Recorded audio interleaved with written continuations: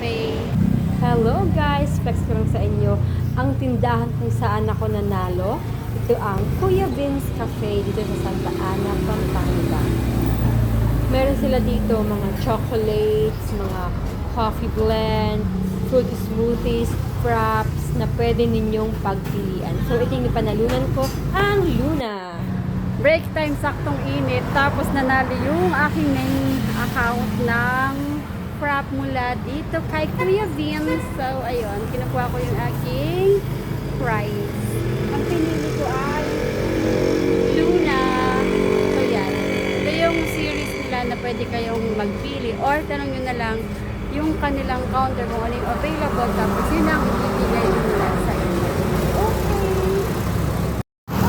Babalik na ako sa office. Ito na yung aking napanalunan. Thank you, Kuya Vince. Ito na yung aking napanalunan. Ito yung Luna from Kuya Vince. Tada! Uy, dumikit yung almonds ko dito, oh.